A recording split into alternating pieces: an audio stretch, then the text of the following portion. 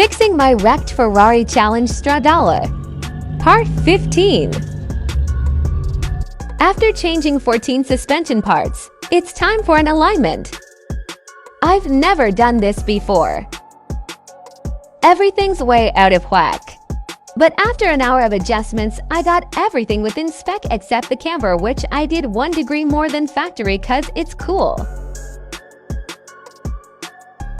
Now she's ready to go back to my shop.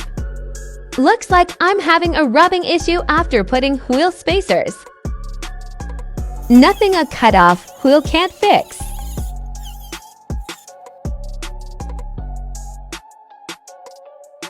Bodywork begins in the next video.